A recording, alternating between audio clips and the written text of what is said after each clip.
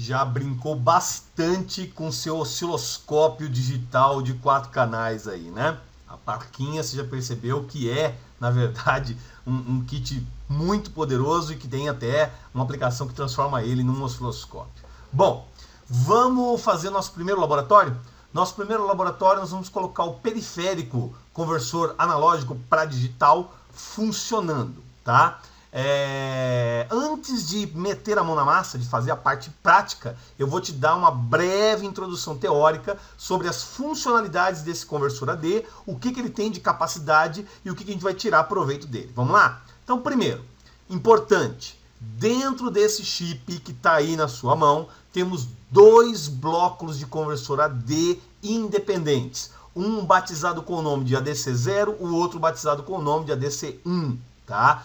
Cada um deles é de 12 bits de resolução e pode trabalhar independentemente a uma taxa máxima de 1 megasample por segundo, ok?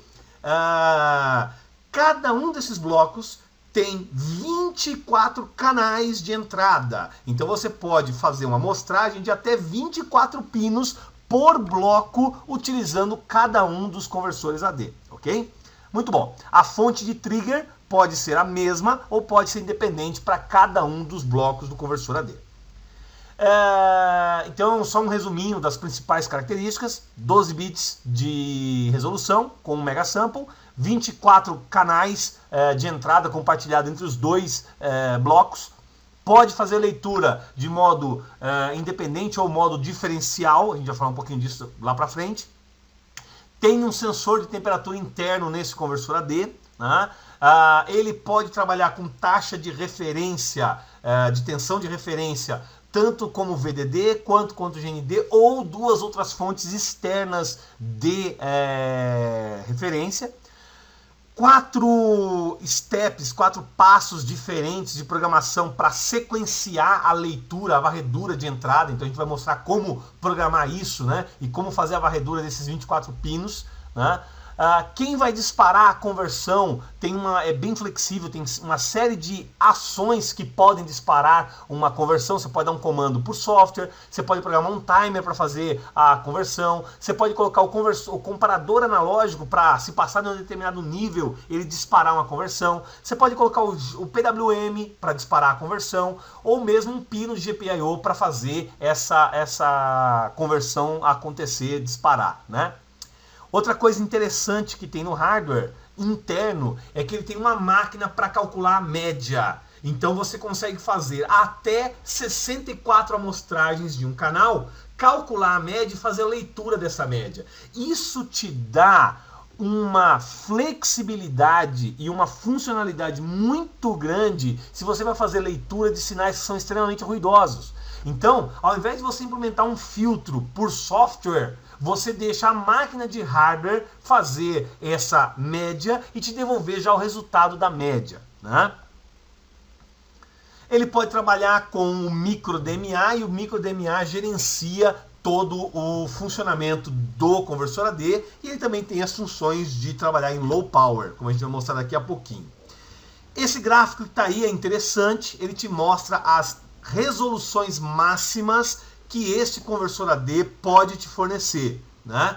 Então a quantidade de canais, a quantidade de resolução em bits, tensões máximas e mínimas que podem ser trabalhadas, tempo de acesso para conversão, a taxa de conversão e a resolução de fundo de escala para ganho ajustado ou não, quantos bits, né, ele garante. Isso é bacana se você quiser ler um sinal e tornar ele o mais estável possível, né? Então tá aí a resolução mínima que o conversor AD fornece para você. Bom, aqui a gente vai ter que gastar um tempinho no diagrama de blocos, porque se você precisa entender esse diagrama de blocos para você compreender como o conversor AD funciona. Eu vou começar de trás para frente. Eu vou começar por aqui, aonde a gente tem aqui os 24 pinos do microcontrolador que estão conectados na fonte que eu quero ler, que eu quero converter, ok? Essas leituras vão para a máquina que vai fazer a conversão propriamente dita. Aqui está o SAR, o conversor de aproximação sucessivas. Esse aqui é o cidadão que efetivamente produz a conversão. Para que ele faça a conversão, precisa entrar nele alguma tensão de referência. E aí você pode pegar a tensão de referência tanto do VCC quanto do GND, ou 2 pontos de referência externa.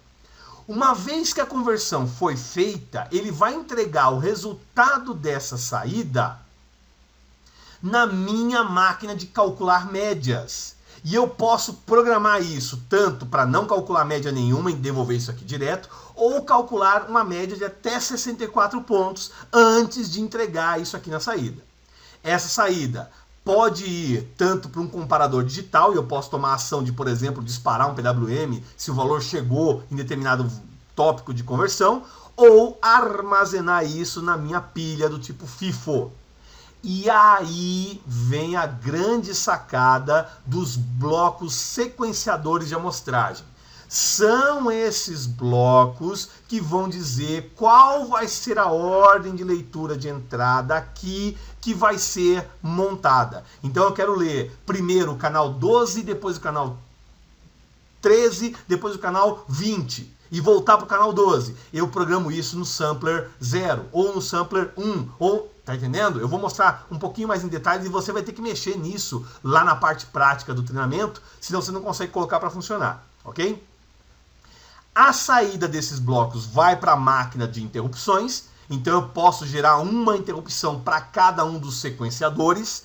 Então se eu acabei de fazer uma varredura em N canais, ele pode gerar uma interrupção. Ou se eu já fiz uma conversão que atingiu tal valor, ele pode gerar uma interrupção. Então eu digo aqui quem é o cara que vai gerar a interrupção para mim.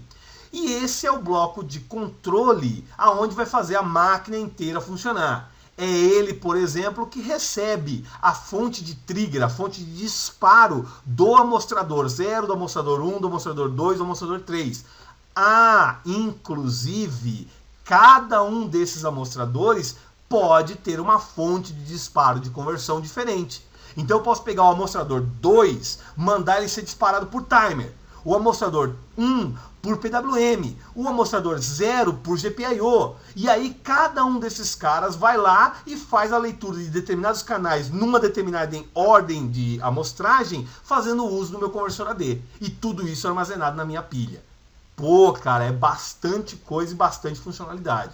Lembre-se, são 2 bloquinhos iguais a esse que existem dentro do teu microcontrolador. Então você pode programar 2 blocos de modo independente aí no teu microcontrolador. Vamos falar um pouquinho de clock? Bom, para que esse cara funcione, ele vai trabalhar até uma velocidade de 16 MB. Então você tem que colocar ele configurado para 16 MB. Para gerar esses 16 MB, eu posso usar tanto o PLL quanto o oscilador interno, né, através dos registradores de configuração de clock. A gente vai mostrar isso aqui um pouquinho lá para frente, ok? Se eu não utilizar o PLL nem o oscilador principal, então eu tenho que ajustar o meu clock para trabalhar a 16 MB se eu quiser fazer uso do conversor AD. Esse cidadão permite trabalho em low power e tem alguns registradores para eu movimentar, para eu manipular, de modo que eu coloque o meu conversor AD para trabalhar em low power. Isso aí a gente vai ver um pouquinho mais detalhes na parte prática, ok? Deixa eu falar um pouquinho dos sequenciadores, esses caras são importantes. O sequenciador 0, ele pode fazer até 8 amostragens. O 1 até 4, o 2 até 4 e o 3 apenas uma. E eu posso armazenar essas amostragens na minha pilha, né? Eu digo para cada um deles qual é a sequência de amostragem que vai ser feita. Então a configuração desse amostrador vai dizer para mim qual é o canal, aonde é que eu vou salvar e qual é a repetibilidade que eu vou fazer para esse sistema funcionar, ok? A gente vai colocar isso para rodar já no primeiro exemplo e você, nos 2 exercícios que a gente vai propor, vai manipular isso de modo a fazer leituras de outros canais, ok? Tensão de referência, como eu disse anteriormente, eu posso trabalhar tanto com uma referência interna de GND, desculpa, ou a tensão interna de VCC, ou usar uma referência externa. Se eu for usar uma referência externa, eu tenho que saber qual é o meu range de tensão de conversão, utilizando essa forma para calcular qual vai ser a resolução que eu tenho no meu conversor AD. Por exemplo, se a minha referência externa é de 2 volts, eu vou ter 12 bits, eu vou ter uma resolução de 2 volts em 12 bits. É isso que eu estou querendo dizer aqui, ok? Esse cara consegue fazer a amostragem de modo diferencial, então eu consigo configurar a entrada dele para fazer a leitura diferencial, ok? A configuração e o ajuste disso é feito através de uma fórmula do cálculo diferencial, que está mostrado aqui. Então eu posso tanto fazer uma referência linear, quanto fazer uma entrada diferencial de leitura do meu sinal a ser convertido. Outra coisa interessante é o hardware existente dentro do meu mecanismo de leitura, que vai tirar média automática para mim. Então eu posso programar esse cara para, por exemplo, fazer a leitura de 2, 4, 8, 16, 32 ou 64 amostragens, e esse cara vai ler isso e dividir pela quantidade que eu ajustei para me dar uma média. Então, por exemplo, como está mostrado aqui, se eu mandei esse cara fazer uma média por 4 amostragens, ele vai fazer uma conversão, 2 conversões, 3 conversões, 4 conversões. Vai somar essas 4 conversões, dividir por 4 e armazenar o valor dessa divisão no primeiro lance da pilha. Depois ele faz mais 4 leituras, soma as 4, divide por 4, salva no segundo lance e por aí vai. Então isso te dá uma melhora significativa na leitura se o sinal de entrada é extremamente ruidoso e o que você quer, na verdade, é uma média dessa amostragem, para saber um comportamento médio dessa leitura. Isso tudo através apenas do ajuste de registradores, e ele já te faz isso por hardware muito rapidamente. Outro lance legal que tem nesses 2 sensores, conversores AD, é um sensor interno de temperatura, com uma escala de tensão de referência dependendo da temperatura de operação. Se você mantiver ele na temperatura ambiente, 25 graus, o valor da tensão de referência é de 1.633. Se você fizer uma escala que esse cara trabalha de 0,3 a 2,7 volts, você chega nessa fórmula com os meus 12 bits para saber qual é a curva de corrente, a curva de tensão gerada em proporção à temperatura gerada. Então é só utilizar essas duas formuletas para eu saber exatamente qual é a temperatura interna do meu chip. Bom, para eu colocar isso tudo para funcionar de modo prático, fácil e rápido, nós temos a Stellarisware. E na Stellarisware existe uma série de APIs prontas que configuram e setam e ajustam o meu conversor AD para funcionar. São através dessas APIs que nós vamos começar a rodar o nosso primeiro exemplo e a gente vai aí nos próximos vídeos mostrar como utilizá-las, ok? Bom, eu vou aproveitar esses 3 últimos slides para dizer o que a gente vai fazer agora nessa parte prática, porque os próximos vídeos que você vai assistir são para montar o ambiente, rodar o demo e deixar isso tudo preparado para você fazer o seu exercício. No demo, o que a gente vai fazer? Nós vamos pegar o canal X do meu acelerômetro, conectar ele na entrada do meu conversor AD e fazer a leitura desse valor de modo que eu consiga mostrar na tela do meu display.